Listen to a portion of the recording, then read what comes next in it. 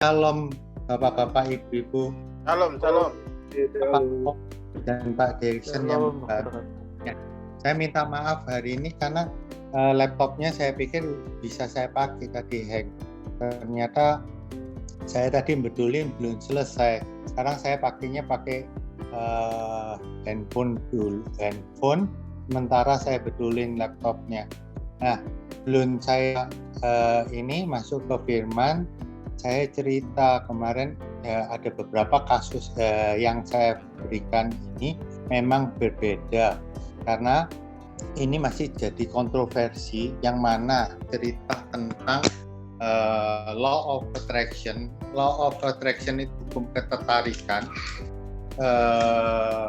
Apa yang kita pikirkan itu apa yang kita pikirkan itu yang akan terjadi, baik negatif atau positif.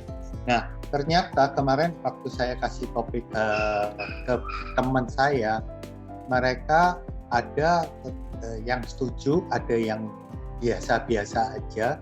Kemudian saya tanya, kenapa mereka tidak setuju?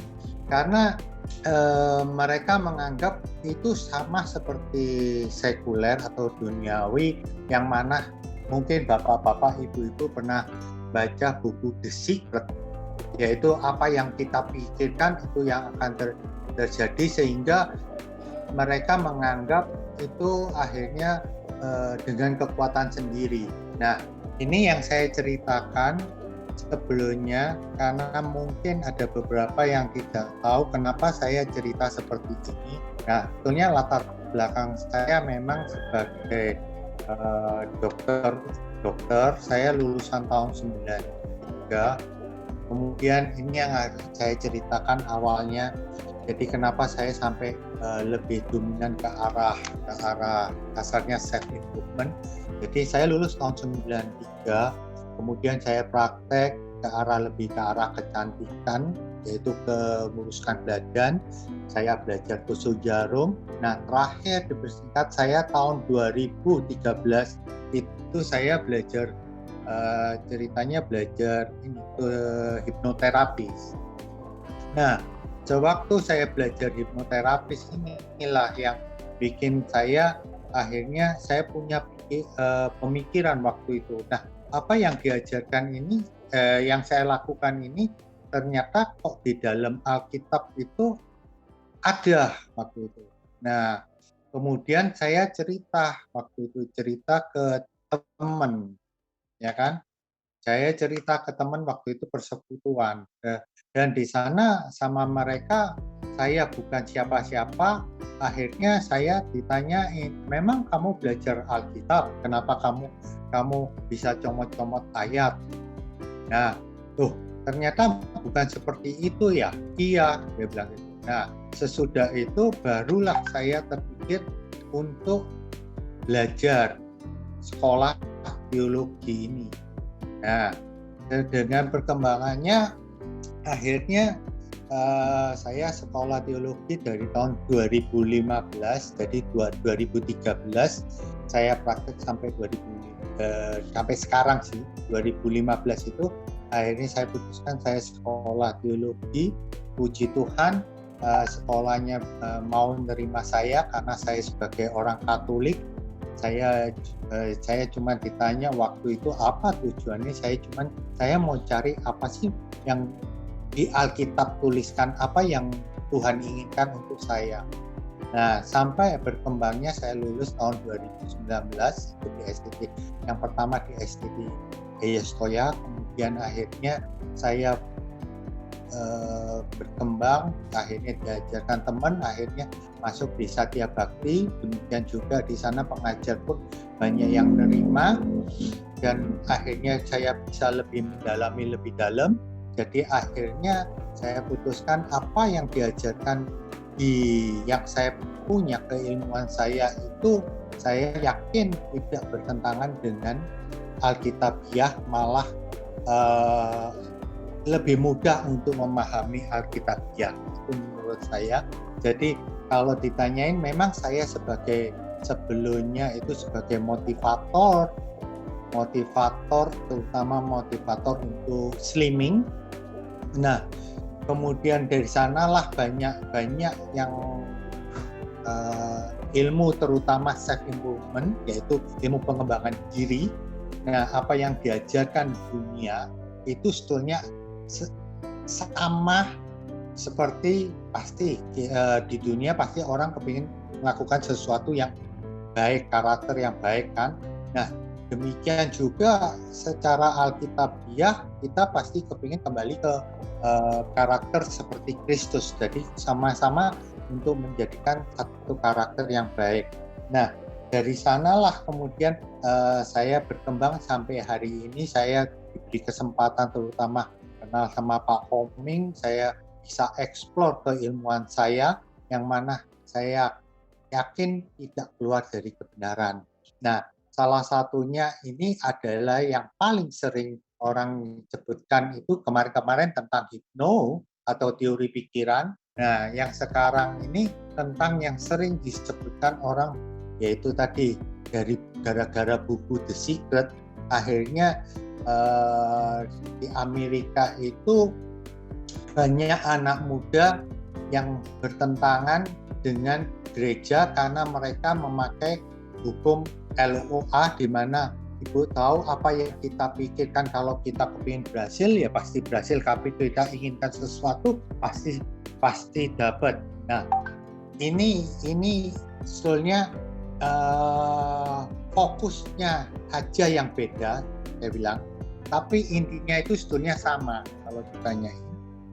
Nah, saya cerita boleh di-share. Nah, ini kan judul saya hari ini The Power of Imagination, ya kan?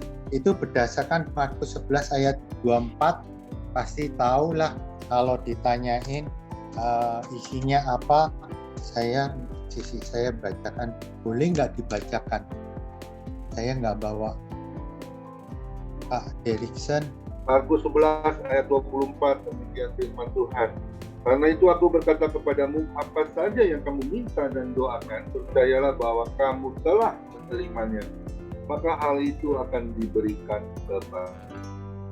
Nah, terima kasih Pak Ming. Yang utama itu percayalah, itu yang saya garis bawahi. Berarti apa yang kita minta itu kita diminta sudah percayakan. Nah, next dari sana itu yang otomatis apa yang kita minta selama ini. Recording in progress. Next Pak, bisa Pak.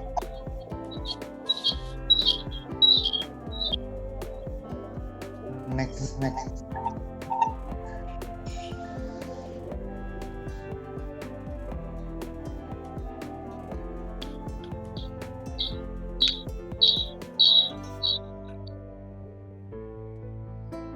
Nah, ini kan istilah ambil dari sekuler dulu. Apakah itu hukum ketertarikan? Kok double ya?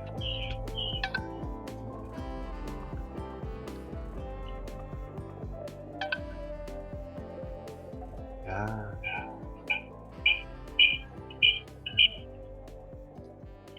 Saya hilangkan salah satu. Mohon izin dok, yang satunya volumenya di off. Ya, dimatikan. Dengar suara saya pakai satunya. Ya, bagus Pak.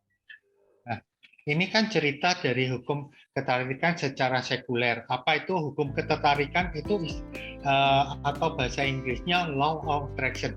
Segala sesuatu yang kita pikirkan dengan segenap perhatian, dengan energi, dengan konsentrasi saya yang baik, hal positif maupun negatif itu akan datang dalam kehidupan saya. Jadi ini yang biasanya motivator kita tahulah. Mereka melakukan motivator untuk kehidupan atau sesuatu yang sukses. Mereka melakukan supaya kita mikirkan, bayangkan saya harus bisa kan tiap pagi melakukan seperti itu. Nah, sehingga ini yang disebut law of attraction. Apa yang kita pikirkan, apa yang kita impikan di dalam pikiran kita itu akan berhasil menurut mereka. Nah, tapi kalau menurut saya ada bedanya antara law of attraction dan power of imagination. Apa itu? Kalau ditanyain nanti saya cerita, tapi saya cerita kalau di dalam Alkitab saya nuliskan di dalam Abraham, cerita Abraham mencarikan istri untuk Iskak. Itu hamba Abraham itu membayangkan, dia berdoa, kemudian membayangkan nanti ada seorang perempuan yang mana memberikan minuman ke saya maupun ke ternak-ternaknya. Ternyata datanglah Ribka yang mana melakukan sesuai yang diimpikan oleh Abraham. Itu kan bukankah sama yang kita impikan? Tapi bedanya nanti saya bedanya kalau ditanyain itu sesuai dengan apa yang Tuhan inginkan. Itu Tuhan yang menginginkan. Nah, yang kedua, kalau secara sekuler itu fokusnya bukan apa yang Tuhan inginkan, tapi berdasarkan apa yang kita inginkan. Nah, makanya kalau ditanyain law of attraction ini, makanya disebutkan apa? Hal yang negatif pun bisa diterima, ya kan? Makanya kita takut, nanti saya mikir macam-macam, nanti saya kejadian, kan seperti itu. Nah, ternyata saya bilang beda dengan saya sebutkan the power of imagination on God, atau by God, itu beda. Kenapa saya bilang gitu? Kedua, peristiwa Yakub yang takut sama Esau, yang mana kita tahu Yakub mengambil hak kesulungan Esau, sehingga waktu terjadi rekonsiliasi atas firman Tuhan, di mana Yakub harus menemui Esau, dia punya perasaan takut. Yang mana perasaan takutnya dari perasaan yang dia bayangkan nanti dia takut dibunuh, sehingga apa yang dilakukan Yakub mengusulkan anak buahnya, kemudian mengusulkan istri dan anak-anaknya. Ternyata waktu ketemu Esau ternyata beda dengan pemikirannya. Nah, ini yang saya ceritakan, beda sebetulnya, caranya sama tapi fokusnya beda. Nah, kenapa seperti itu? Next saya cerita. Bisa, Pak?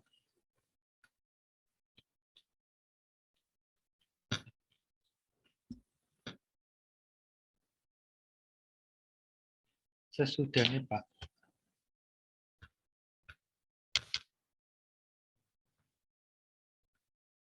Pak Koming mungkin saya bisa dijadikan host ya. Tak coba pakai ini saya. Pakai laptop saya mungkin bisa nggak ya?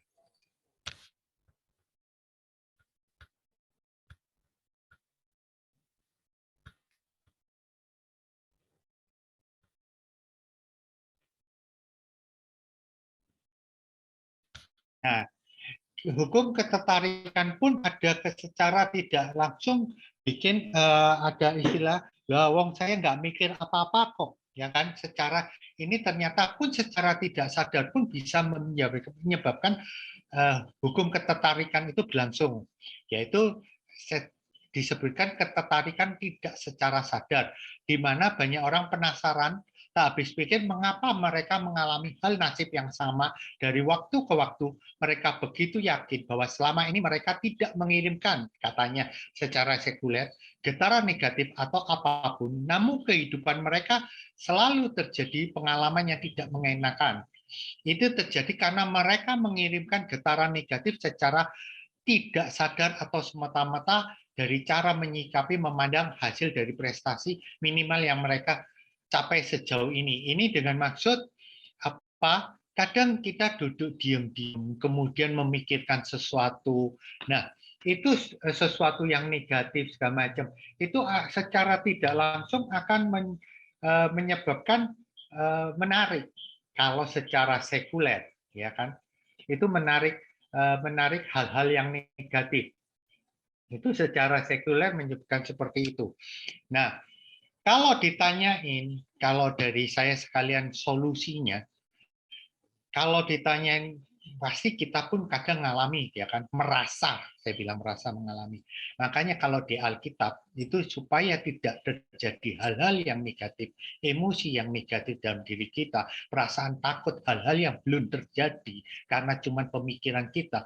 Makanya difirmankan apa? Allah berfirmankan, maka kita disuruh merenungkan siang dan malam, yaitu firman kita renungkan siang dan malam dengan maksud apa? Supaya tidak ada hal-hal negatif yang kita renungkan. Itu ceritanya.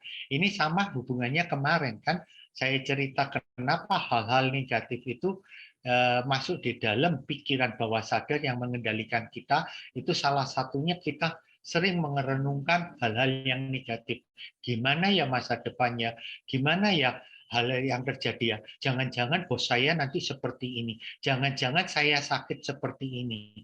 Nah, itu akhirnya kita yang membuat satu penyakit ke diri kita sendiri, satu ketakutan atas apa yang ingin kita lakukan, misal ketemu si bos. Itu seperti itu. Next. Boleh Pak Deriksan sesudahnya.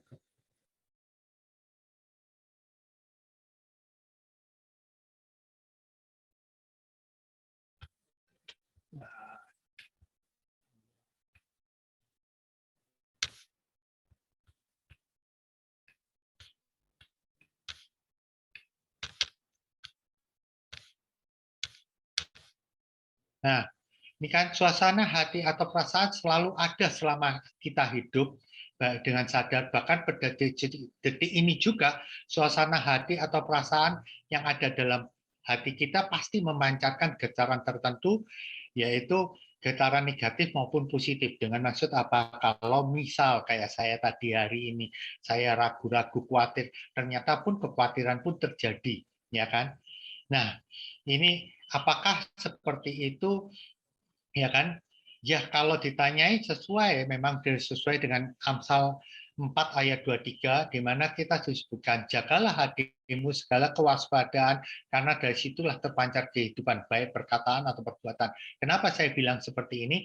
Karena emosi itu adalah singkatan dari energy in motion.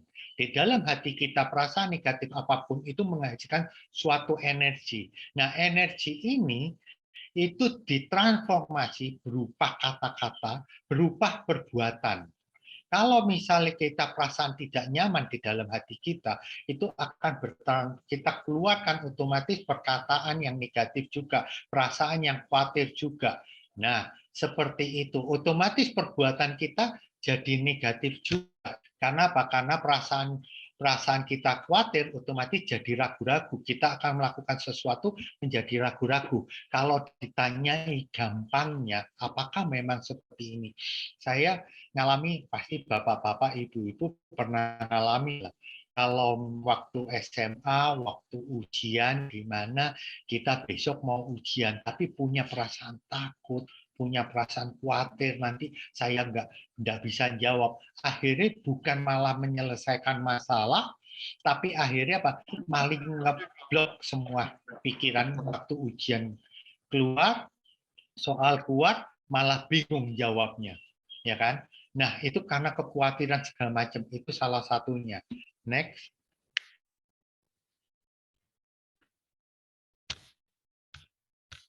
Nah,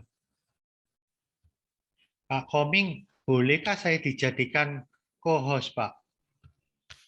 Ya. Sudah itu.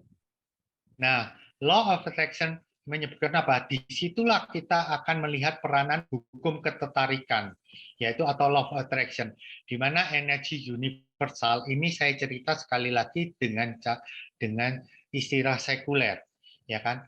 Energi universal di sekitar Anda tunduk dengan prinsip ilmu fisika, merespon setiap getaran yang Anda pancarkan, baik saat itu, detik itu, energi universal tersebut akan menyesuaikan getaran yang akan kita pancarkan, itu baik positif atau negatif. Jadi kalau kita pancarkan sesuatu yang negatif akan mempengaruhi sekitar kita. Kita pancarkan positif, sekitar kita akan langsung secara tidak memancarkan positif. Kalau kita mancarkan positif, hal-hal yang positif akan ketarik. Katanya seperti itu kalau ditanyai. Nanti saya jawab lagi. Next, Pak. Coba laptop Bapak coba. Kenapa, Pak? Udah bisa dicoba laptop Bapak? Bentar ya, Pak. Tak lift Ya. dulu saya. Ya. Laptop saya ini saya tadi pinjem, Pak. Hmm.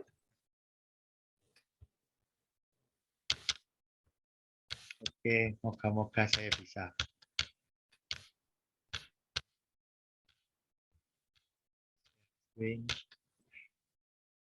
Belum nih, saya masih belum jadi co-host. Kok belum jadi co-host? Tapi Belum. udah dijadikan Pak Pendeta mingguan tadi.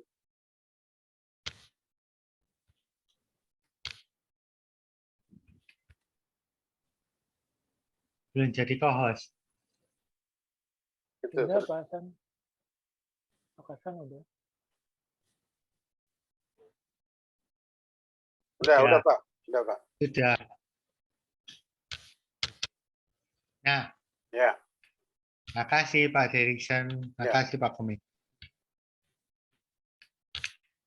Nah, saya kan tadi cerita sana, sekarang cerita tentang hukum ketertarikan. Nah, dia menyebutkan atau law of attraction itu merespon apapun yang kita pancarkan, mendatangkan getaran lebih banyak. Tidak peduli getaran itu positif atau negatif, hukum ini semata-mata respon getaran Anda. Bahwa saya nggak cerita kalau itu bawahnya itu cerita tentang power of initiation. Kita fokus akan firman Tuhan, seolah-olah Tuhan itu memberkati kita, tidak ada yang negatif. Ini nanti saya ceritakan jawabannya. Kenapa saya bilang gitu? Nah, kalau ditanyain akhirnya law of attraction secara sekuler itu menyebutkan apa? Kita ini sebagai magnet hidup katanya dia. Kita bisa mendatangkan orang-orang berbagai situasi atau keadaan selaras dengan pikiran kita. Apapun yang kita pikirkan, baik hidup dalam kesadaran kita, akan tumbuh menjadi pengalaman yang nyata. Dengan maksud apa? Yaitu tadi, kalau kita melakukan sesuatu yang kita lakukan, itu seolah-olah kita dapatkan loh, sama ya. Itu yang kita seperti itu. Pak, kelihatannya nggak sama, ini sudah saya ganti. Bentar. Ini nggak bisa nyetel video ya. Nah, saya ceritakan ini secara sekuler ya. Kalau ditanyain, kemudian saya share video. Enggak ya, share video.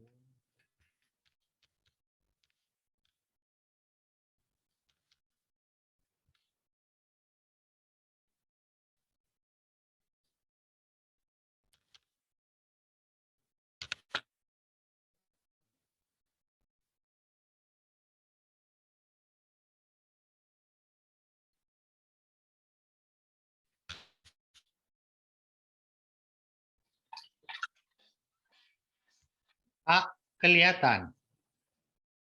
Bapak, Kelihatan Bapak, Ibu-ibu kelihatan videonya? kecil Pak. Belum. Kelihatan videonya, Kak? Kelihatan, cuman nggak jalan, Pak. Nggak jalan. Kenapa Pak Koming? Kelihatan Nggak jalan. tapi nggak jalan, Pak, videonya. Oke, saya teruskan videonya.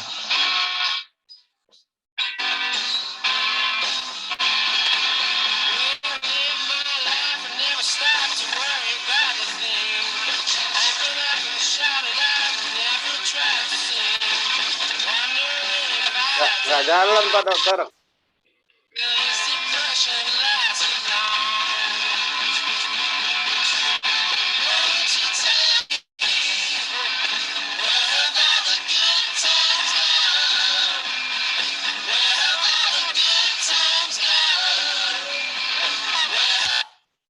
Nah, kalau ditanyain itu cerita videonya yang mana mereka seseorang yang apa? Katanya orang itu apes, katanya kan gitu.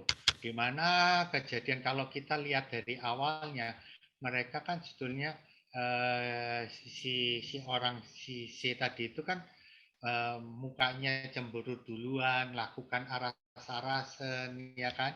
Nah, itu yang menyebabkan akhirnya sebetulnya kalau ditanyain, bukan menurut saya, bukan gara-gara ketarikan ke lingkungan yang menarik kita menjadi negatif sebetulnya kalau ditanya. Tetapi karena kita yang meresponnya negatif, karena sesuatu yang akhirnya kita melakukan karena perasaan tidak nyaman di dalam diri kita, sehingga kita melakukan untuk berikutnya pun aras-aras, sehingga menjadi apa? Sesuatu yang negatif berikutnya negatif. Itu yang sering kita lakukan. Jadi bukan kita narik sebetulnya, tapi karena respon kita. Coba kalau bapak-bapak, ibu-ibu mendapatkan sesuatu yang positif, wah dengan begitu gembiranya mengerjakan sesuatu, pasti segala sesuatu hasilnya positif kalau ditanya. Ya kan? Nah, makanya saya bilang, ini secara dunia menganggap sekuler itu menganggap law of attraction itu karena kita keadaan yang negatif ditarik karena kita yang negatif. Kalau saya melihat dari video itu, dari pengalaman yang saya pelajari, maka beda. Saya dulu pernah saya menyampaikan tentang law of attraction ini, beda sama sekarang. Karena apa? Saya melihat dari perkembangannya bukan karena kita punya pikiran yang negatif sehingga narik sesuatu yang negatif atau menarik seseorang menjadi negatif. Tidak. Tapi karena respon kita, karena pikiran kita yang negatif sehingga kita menjadi respon yang negatif. Menjadikan sesuatu seolah-olah keadaan pun menjadi negatif. Jadi akhirnya itu yang dikatakan oleh secara sekuler hukum ketertarikan karena pikiran negatif semoga seolah-olah semua ini negatif. Menurut saya tidak, tapi respon kita yang negatif. Kalau misalnya, maka saya bilang, beda kalau kita responnya positif, akan kita kerjakan pun semuanya akan positif. Keadaan pun seolah-olah positif. Nah, kenapa saya bilang gitu? Maka ini berdasarkan apa? Ini bukan cerita sebelumnya. Jadi untuk law of attraction itu lakukan seperti kalau ditanyain kita lihat dari kasus Ayub, kita tahu Ayub, ya kan? Itu bertubi-tubi kejadiannya. Kemudian dari sahabat-sahabatnya ngomong seperti itu kan. Kalau ditanyain, apa respon Ayub? Dia responnya positif. Dia percaya bukan semuanya. Mungkin dari perasaannya memang awalnya kalau kita lihat, dia ada perasaan kecewa lah segala macam. Tapi akhirnya dia bilang, apa semuanya dia serahkan, semuanya apa kata Tuhan. Itu satu. Yang kedua, kita lihat Yusuf. Habis Yusuf jatuhlah segala macam, ya kan dijual sama kakaknya, digoda segala macam. Tapi respon Yusuf apa? Dia fokus tetap akan firman Tuhan, ya kan? Nah, ini yang maksud saya. Jadi hukum ketertarikan itu ada kalau kita lihat dari kejadian perjanjian lama di kejadian, Tuhan tahu hukum ketertarikan itu ada. Tapi bisa dari pengalaman Yakub bisa jadi negatif, tapi Tuhan minta fokus ke Tuhan kan. Demikian juga kita lihat peristiwa Ayub dan Yusuf berikutnya. Nah, itu pun sama.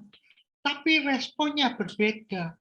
Responnya mereka tidak fokus itu sama fokus Yakub ya. Yakub yang fokus sama negatifnya tapi dibalikan oleh Tuhan. Nah, tapi ternyata peristiwa Ayub dan Yusuf itu sama yang sering kita alami sampai hari ini kan. Dalam kehidupan sehari-hari pasti ada seperti itu. Tapi kalau kita responnya negatif, seolah-olah semuanya selalu negatif seperti ya tadi awal saya ceritakan. Semuanya seolah-olah bertubi-tubi kejadian seperti kayaknya di video. Makanya kalau ditanyain, saya tadi kemarin ditanyain, hati-hati cerita law of attraction. Saya bilang, kalau secara dunia sekuler memang seperti itu. Tapi kalau saya sebagai anak Tuhan, saya mengerti. Tuhan berkata kan kita tahu jangan takut, jangan khawatir ya kan. Segala sesuatunya berikan apapun masalahnya, kita berikan ke Tuhan. Berarti seolah-olah kita semuanya rencana negatif kita biar Tuhan yang mengubahkan. Sehingga apa? Kita tidak punya pemikiran negatif. Kalau kita punya pemikiran negatif, mau tidak mau saya yakin responnya pun pasti negatif. Kayak tadi saya cerita waktu kita mau ujian, otomatis karena pikiran kita takut, khawatir, saya kita nggak jawab. Akhirnya waktu ujian pun jadi tidak bisa. Kemudian waktu orang-orang di kantor kita takut, ya kan, ketemu si bos lah, takut salah segala macam. Akhirnya apapun yang kita katakan pun akhirnya nggak sesuai karena apa? Kita takut, ya kan. Nah, demikian juga dalam keadaan sekarang banyak orang cerita, wah tahun depan terjadi resesi. Tahun depan saya bilang, resesi kan bukan buat kita juga, tapi semua nih kan. Terus kalau kita takut, otomatis kita akhirnya apa yang kita lakukan hari ini pasti penuh dengan kekhawatiran, penuh dengan ketakutan. Dan otomatis apa? Respon kita menyebabkan apa? Perbuatan kita pun apa? Akhirnya pun menjadi kebanyakan takut dengan perasaan salah, takut untuk melakukan seperti ini. Nanti nggak berhasil, apakah nanti melakukan seperti ini untuk apakah nanti nggak tambah lebih jatuh lagi saya, apakah nggak tambah kepurukan. Nah, akhirnya seperti itu kalau saya cerita. Makanya kalau ditanyain, inti saya ceritakan seperti ini. Untuk jawaban ceritanya, kalau ditanyain tadi saya cerita, anak-anak sekarang, generasi milenial, itu lebih percaya terus terang terhadap motivator. Mereka mengajarkan sesuatu yang berhasil, kamu harus berhasil, segala macam. Kan seperti itu. Kalau ditanyain, mana Tuhan pun sama kalau ditanya. Pasti kepinginnya seperti itu, ya kan? Nah, cuman mereka pun yang ngajari secara sekuler, ngajari supaya mereka kita tidak boleh ragu-ragu. Tadi saya ceritakan di dalam Alkitab juga sama kalau ditanya. Ya kan? Nah, ini maksud saya ceritakan ini, itu bukan sesuatu hal yang negatif. Bukan sesuatu yang keluar dari Alkitabiah. Cuman kenapa mereka dianggap, ada beberapa yang menganggap itu bidat, kata teman saya. Karena mereka, saya tanyain kenapa seperti itu. Karena mereka menganggap dengan kekuatan sendiri. Mereka berhasil dengan kekuatan sendiri. Iya, lah bukannya saya jawab, kita melihat semuanya seperti itu kalau diawali. Bukankah kita pun sebagai anak Allah, kita punya kemampuan? Saya bilang. Ya kan? Cuman bedanya apa? Saya bilang, kalau law of attraction ini berdasarkan dengan kemampuan, dengan fokus dari diri sendiri. Ya kan? Efeknya apa? Kalau ditanya, nantinya itu ada dua. Saya dulu ngalami sebetulnya. Waktu saya belajar pertama kali, akhirnya bukan nih dengan semua ini apa yang saya lakukan ini dengan pikiran saya kepingin berhasil, saya yakini dan saya lakukan, akhirnya pun saya berhasil. Lah terus ngapain saya berdoa? Ngapain saya ngikut harus bimbingan Tuhan? Nah, akhirnya apa? Kemungkinan saya bisa akhirnya nggak percaya sama Tuhan. Percaya dengan kemampuan saya sendiri. Makanya saya bilang dari perkembangannya akhirnya saya nggak tahu. Kalau saya berdasarkan kemampuan saya sendiri, efeknya apa? Akhirnya saya jadi sombong. Itu pasti. Berdasarkan saya semua apapun yang saya lakukan pasti berhasil. Karena tanpa negatif. Karena yang diajarkan motivator seperti itu. Pertanyaan kemarin. Bukankah keberhasilan itu bisa dari sesuatu yang negatif? Dengan maksud, roh-roh jahat pun bisa membuat kita seolah-olah kita berhasil semuanya, sehingga saya jauh dari Tuhan. Yang kedua, dari kesombongan saya, kemungkinan besar selamanya kita tahu ikut setan tidak akan dapat satu kebahagiaan yang terakhir. Tapi apa? Kehancuran. Bukankah jadi kesombongan itu kemudian kita jadi akhirnya jadi hancur?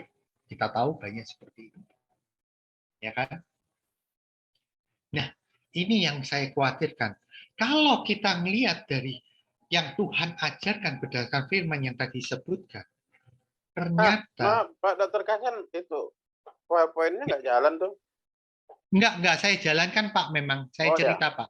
Oke, silakan. Nah, jadi saya cerita, jadi law of attraction tadi itu semua nih, otomatis kita kalau kita melihat apa yang kita pikirkan, bukankah Tuhan seperti itu? Kalau ditanyain, nah buktinya Yusuf itu pun ini memang, tapi hasil akhirnya kita tahu antara Ayub dan Yusuf. Apa itu? Sebagai pemenang, ya kan? Akhirnya iblis nggak bisa apa-apa. Karena kan itu mau nih iblis. Supaya kita menang berdasarkan pemikiran kita. Kalau ditanyain secara sekuler, itu ada slogan be plus do sama dengan sukses. Be plus do ada kata-kata juga sama dengan hasil yang kita capai. B itu apa? Kita impikan, kita angan-angankan, kita yakini apa yang kita impikan, ya kan? Kemudian do kita lakukan, kita kerjakan semua ini, ya kan? Kemudian sama dengan sukses, dia bilang gitu. Kalau B dianya bukan tidak yakin, kamu tidak yakin penuh dengan keraguan-raguan, kamu biarpun kamu lakukan tidak akan berhasil. Tapi kamu yakin dalam hatimu, tapi kamu tidak melakukan pun tidak akan berhasil. Itu slogan secara motivator. Maaf kalau ada motivator, karena saya tahu slogannya seperti itu, karena saya pun dulu seorang motivator. Tapi saya tanya, bukankah di Alkitab juga ada? B-nya ada, iman. Kita percaya Tuhan. Dunia kita selalu lakukan pelaku firman. Pasti berhasil kan apa yang Tuhan inginkan. Tapi yang dilupakan Tuhan, yang dilupakan cuma satu di dalam motivator. B plus do ada sama dengannya. Sama dengannya itu terus terang jarang disebutkan. Sama dengan itu apa adalah God factor. Sedangkan kalau kita nggak pakai sama dengan wong kita percaya Tuhan, Tuhan masih memberikan satu rencana adalah bukan rencana kecelakaan, ya kan? Tuhan udah berfirman, mana ada anak minta roti dikasih bapak batu, kan nggak mungkin dikasih ular, kan nggak mungkin, ya kan? Nah, berarti apapun yang Tuhan firmankan, kalau kita ngikuti apalagi kata-kata, kita carilah ke kerajaan Allah dan kebenarannya, maka akan ditambahkan. Berarti Tuhan, kalau kita percaya sebagai orang benar, mana ada kita menjadi sesuatu yang negatif di dalam diri kita. Kecuali keadaan, saya bilang. Ya. Tapi keadaan pun tidak menyebabkan saya menjadi negatif. Contohnya, ya tadi saya bilang, Ayub dan Yusuf. Kan? Keadaan negatif. Keadaan dari Ayub yang bertubi-tubi kejadian, keadaan di Yusuf yang bertubi-tubi, tapi tidak menyebabkan apa? Respon saya. Karena respon saya semua ini saya percaya Tuhan pasti memberikan satu kebahagiaan di belakang. Itu yang dipercayakan karena kita sebagai pemenang.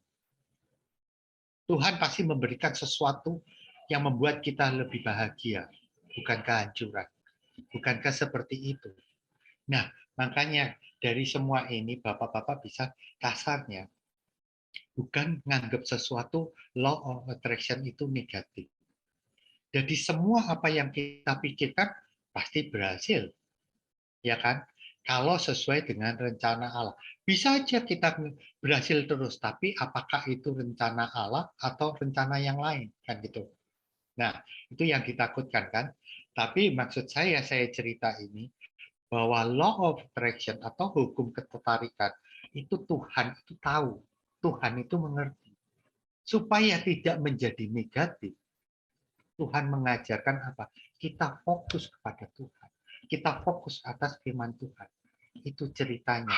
Makanya kalau kita memainkan salah satu kita di dalam Alkitab, makanya kalau kita samakan, kita membayangkan, kita yakini, itu bukan satu pengharapan.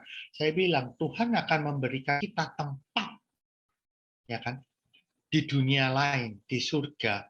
Kita udah diberi, kita yakin, ya kan? Kita yakin dari diri kita, otomatis apa ya? Ya kita lakukan firman Tuhan.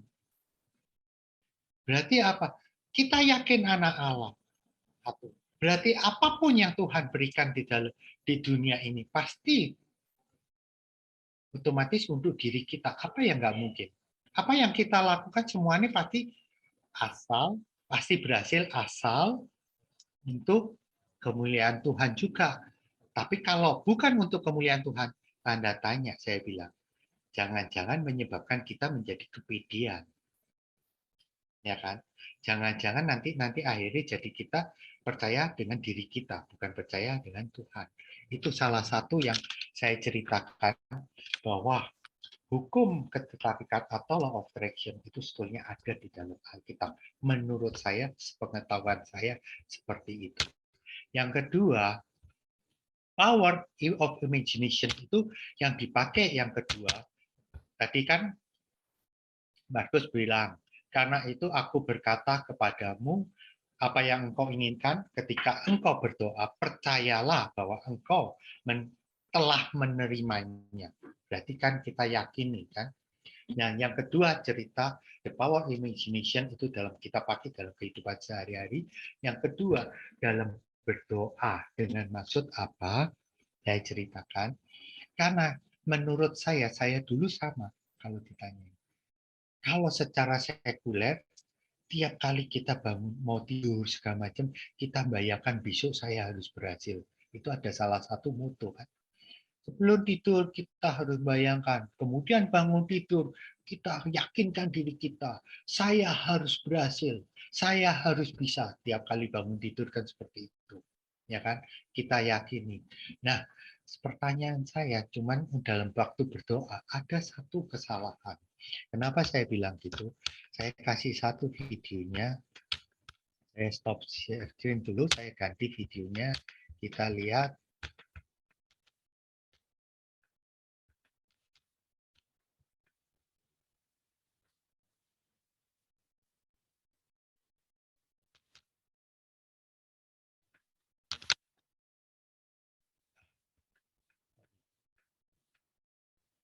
Nah, kelihatan ya Pak? Nggak jalan, Pak. Hah? Nggak jalan? Nggak. Ya, bentar. Kalau nggak kirim ke saya, Pak. Ya, bentar Kirim Pak. ke saya. Belum saya kirim ininya Pak. Salah. Ini, udah Pak.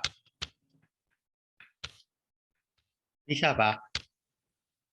Ya. Nah, kita lihat ini. Tuh, kok Ku beri satu permintaan. rokok Aku pengen 76, Pak. teman hidup yang baik, pengertian, sabar, penurut, dan yang penting setia. Oke.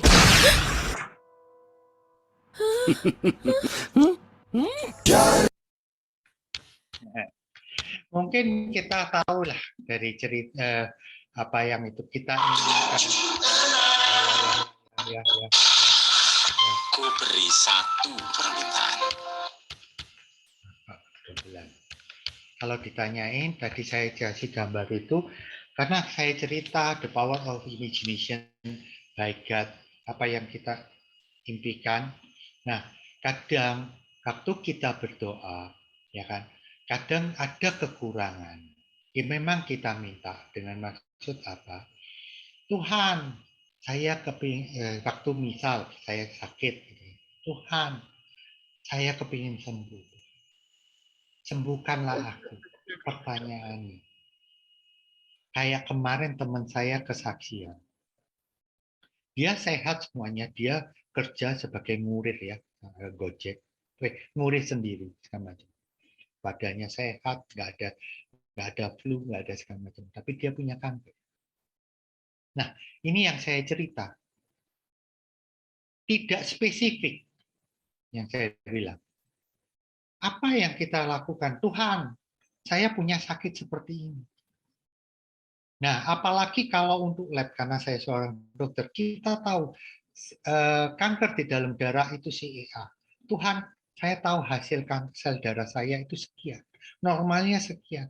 Saya kepingin sembuh normal seperti ini. Nah, itu jarang kita bayangkan. Karena apa? Kita cuma nyampaikan, Tuhan, aku kepingin sembuh. Dan kemudian sembuhnya gimana? Lah wong keadaan sekarang pun kayak teman saya, dia bisa jalan segala macam, mau sehat alfiat. Sembuhnya ya ini, hasil lab saya harus normal.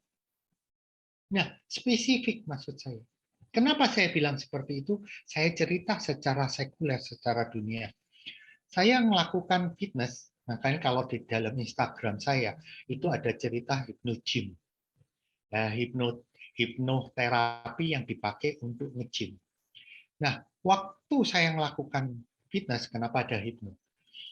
Waktu saya latihan dada dengan barbel, otomatis latihan dada. Ternyata dibagi latihan dada itu. Dada atas, dada tengah, dan dada bawah ceritanya. Nah, kemudian saya pakai ceritanya. Saya bayangin latihan apa Mas? Saya mungkin latihan dada saya yang bagian atas. Jadi waktu saya bayangkan, saya pegang, saya kepingin dada saya yang ada suaranya. Nggak ada suaranya, Pak. Ada. Ada. Nah, Suaranya jelas. Ada suara. Nah, kemudian apa yang saya lakukan kemarin? Saya latihan dada atas, saya bilang gitu kan. Saya bilang dengan diri saya, secara sekuler, saya bilang. Kembali saya bilang, secara sekuler. Saya bilang seperti itu. Saya kepingin dada saya berhasil. Dan terjadi apa yang saya rasakan besok pagi waktu saya latihan, ternyata yang jarem, yang kasarnya yang pegel, itu cuma dada atas doang. Samping-sampingnya enggak. Tempat yang saya pegang itu yang ini laptop bukan milik saya bingung.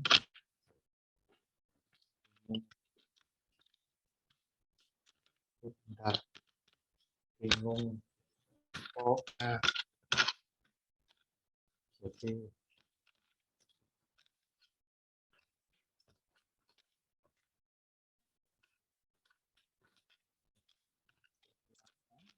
kata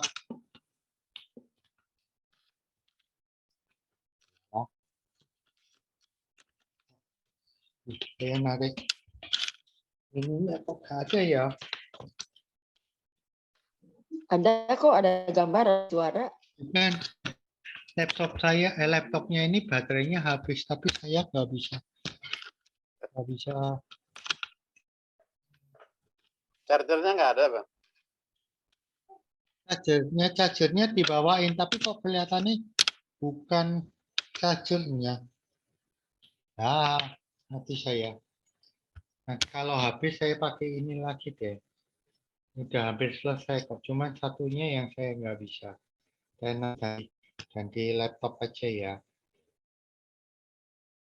Jadi ceritanya kalau ditanya the power imagination, saya tadi kemarin cerita kurang di dalam doa. Kadang kita itu bilang, Tuhan, tadi bilang sakit, Tuhan, aku kepingin rekonsiliasi di dalam keluargaku.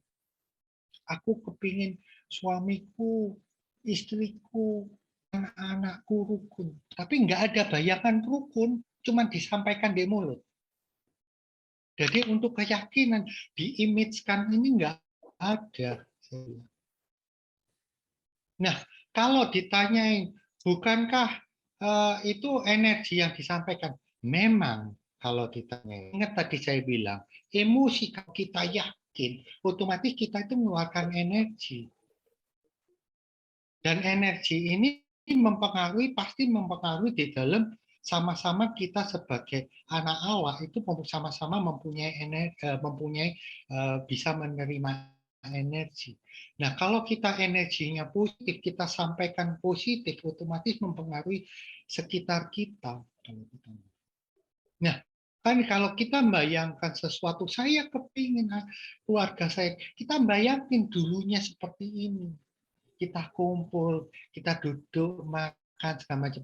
Pastilah bapak-bapak, ibu-ibu pernah ngalami seperti itu. Ternyata besok anaknya datang, besok dijak keluar makan, ya kan? Karena awalnya dari pemikiran kita. Berarti kan hal yang nggak mungkin. Cuman ya itu tadi, karena kita sebagai orang Kristen, kita bayangkan, kita ikuti apa kata Tuhan, karena rencana Tuhan. Nah, itu yang saya cerita tentang imajinasi, the power of imagination, dipakai selain untuk aktivitas sehari-hari, kemudian dipakai untuk dalam berdoa, kalau ditanya seperti itu. Ya kan? Nah, karena apa? Kalau dilihat dari siklus, saya kembalikan secara sekuler, ya kan? Saya bilang secara sekuler. Ini dia nyebutkan apa? Pengamatan yang tidak secara terus-menerus lihat. Ketika mengalami hal-hal yang Anda peroleh, kita mengamati sesuatu, kemudian misal kita melihat orang itu kok negatif ya, kemudian kita bayangin ya, pada saat itu memainkan sesuatu pikiran yang negatif, ya kan? Nah, kemudian getaran itu menarik, mengeluarkan energi, saya bilang gitu. Akibatnya apa? Seolah-olah kita menerima getaran itu balik ke kita kalau ditanya. Nah, makanya ini secara sekuler, saya pun pernah cerita kalau nggak salah di beberapa bulan yang lalu ya, cerita tentang makan. Energi yang kita keluarkan pasti kembali ke kita. Nah, ini sama. Kalau ditanya secara sekuler, nulisnya seperti ini. Tuhan tidak ingin seperti ini, makanya Tuhan itu memutuskan di depan ini, supaya kita tidak merenungkan di kedua ini. Jadi kita melihat, kita tidak merenungkan. Jangan merenungkan sesuatu yang negatif. Misalnya omongan orang, tahun depan resesi, kemudian malam kita mikirkan segala macam. Ini secara sekuler. Kalau secara sekuler bisa jadi positif. Karena apa? Kita tahu siapa yang berperan di balik keadaan itu. Siapa yang berperan untuk menjadikan sesuatu yang negatif menjadi positif. Negatif menjadi kita yang menerima negatifnya. Ya kan? Nah, itu kalau ditanyain makanya seperti itu. Makanya kalau ditanyain akhir-akhir apa kata-kata yang terakhir, jagalah hatimu. Segala kewaspadaan itu karena dari situlah kita tahu. Tapi kalau kita percaya dengan masalah yang kita hadapi, kita percaya dengan keadaan yang kita hadapi, kita percaya adalah resurrection, berarti kita percaya dengan keadaan, masalah yang bikin kita bertubi-tubi. Kita tidak percaya dengan kuasa Tuhan. Karena kuasa Tuhan pasti ada maunya untuk apa? Untuk menguji iman kita seperti Ayub dan Yusuf untuk berikutnya, ya kan? Tapi untuk saat ini, gimana respon kita dalam menghadapi itu yang Tuhan inginkan kalau selama berproses. Dalam berproses ini, makanya kalau ditanya waktu kita bukan waktu Tuhan. Waktu kita adalah gimana kita bisa berproses dengan pikiran kita. Gimana kita merespon diri kita. Tuhan udah ngasihkan kalau ditanya. Tinggal sebetulnya itu kalau menurut saya, kita yang mau buka atau enggak. Kita mau yakini enggak apa kata Tuhan. Karena kita masih berlawanan dengan kedagingan kita. Apa itu rasa takut, khawatir, dan lain sebagainya karena pengalaman. Sehingga menyebabkan kita nggak yakin. Coba kalau kita yakin segala macam. Nah, saya ingat teman saya cerita. Dia berproses sampai keliling segala macam. Dia kemarin tadi tak ajak untuk kesaksian yang nggak bisa. Dia keliling segala macam. Dia punya problem ya kan sampai bertahun-tahun. Nah, akhirnya apa? Tadi saya bilang respon negatif yang dia lakukan. Dia akhirnya nggak percaya. kemudian dia akhirnya akultisme, berdukun lah segala macam untuk mengembalikan rasanya kehidupan dia, terutama bukan di finansial tapi di dalam keluarganya. Kemudian mengenal saya belajar mentoring, tapi jangan dianggap saya pun tidak berproses, saya pun masih berproses. Ingat Kolose 3 ayat 10, di mana kita terus-menerus pembaruan budi sampai sekali datangkan, saya pun masih berproses. Nah, kalau ditanyain teman saya, ternyata ngikuti saya, terus dia bilang, ternyata cuma 2 tahun dia dipulihkan keluarganya sekarang. Padahal kemarin dia hampir 6-8 tahun dia keliling cari segala macam, minta doa ke romo, ke pendeta segala macam. Tapi bukan itu dalam hati diri kita. Kemudian dalam diri kita apa yang kita lakukan? Image kita yang lakukan. Ini cerita tentang doa. Dia lakukan akhirnya cuma 2 tahun. Sekarang hidupnya, bikin saya iri kalau ditanya. Sekarang dia anaknya udah jadi semua, hampir tiap bulan dia ke Jakarta, naik di Jakarta, yang satu di Lombok. Sekali ke Lombok, terus anaknya datang kuliner, ya kan, kemana-mana segala macam. Itu yang dilakukan kalau ditanya. Kemudian yang kedua kalau ditanya, apakah nggak mungkin? Saya sebagai dokter kemarin cerita kesaksian Budi atau tiap bulan lalu, di mana dia kena kanker, dia yakin, dia ngomong dokternya, CEA saya 0. Dia yakin ini dengan hasil 0. Bukan kanker, bukti kankernya itu di CEA. Dia yakin segala macam. Sembuh. Benar-benar 0. Dan sudah berjalan 15 tahun tanpa kemo. Dan kemarin ceritanya, kemarin itu sekitar bulan lalu, waktu dia kesaksian itu, dia kan sakit. Nah, sebetulnya saya cerita kesakitnya itu, dia karena bayangkan sakitnya ini persis seperti sakit kanker. Dia kalau nggak salah perut sebelah kirinya. Terus akhirnya telepon saya, berobat ke saya kasih obat, saya suntik segala macam, tetap tambah sakit. Terus saya bilang, karena kamu yakini sakitmu, kamu bayang no sakitmu. Terus saya bilang, kamu 16 tahun yang lalu kamu bisa. Kamu yakini, kamu benar-benar, kamu bayang no besok saya sehat, kamu bisa jalan segala macam. Tapi sekarang kamu bayang no besok pagi itu kamu bayang no sakit. Akhirnya dia mau, besoknya yaitu akhir minggunya dia kesaksian, besoknya dia mulai berkurang, sakitnya berkurang, kemudian yakini, terus lama-lama berkurang, dan akhirnya dalam waktu seminggu dia total tidak ada sakit apa. Pertama bingung dengan sakit ini, dia telepon dokternya, kankernya, wah kena biaya 30 juta segala macam, dia bingung segala macam. Saya bilang, dulu bisa, kenapa enggak bisa? Sekarang nggak bisa. Karena apa? Karena pemikiranmu, aku bilang. Nah, ini yang saya cerita. Kamu doa, saya tahu dia doa segala macam. Tapi kamu doa, selesai doa, kita terus apa? Kita bayangin apa kata dokter itu, lah kok sakit. Tadi kan diceritanin apa di dalam Markus. Percayalah seolah-olah kan. Nah, percayalah bahwa engkau telah menerima. Jadi kan seolah-olah aku udah nerima. Kan? Ceritanya kan seperti itu.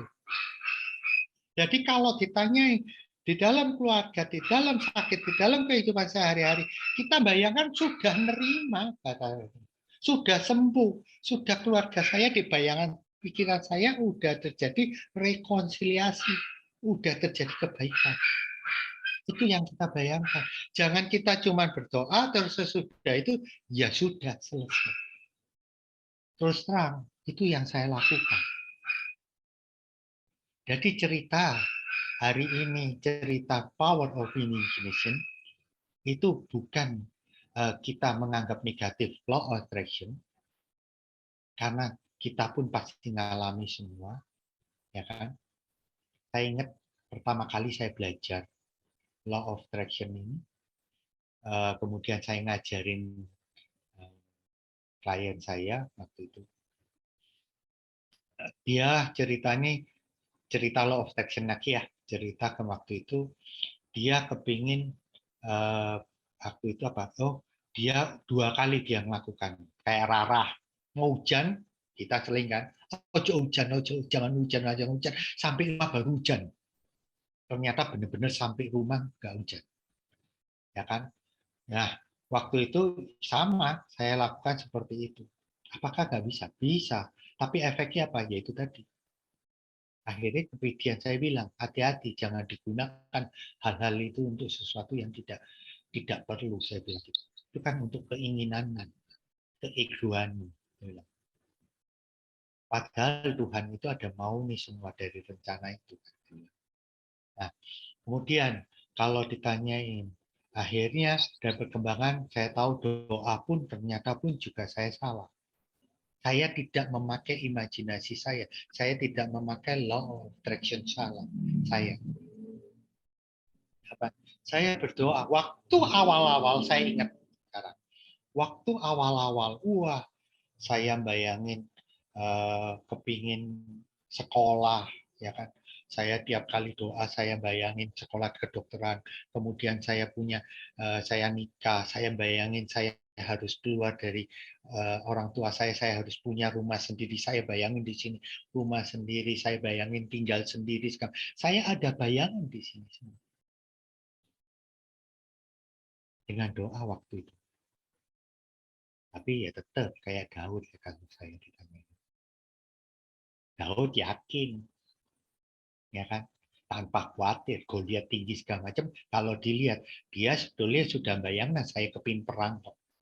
Tiap kali dia ketemu orang tuanya, kakak-kakaknya marah kan.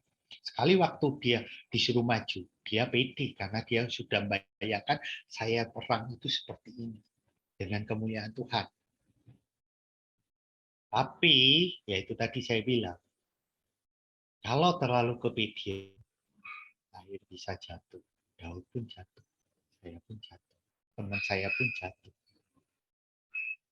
Jadi itu yang saya ceritakan.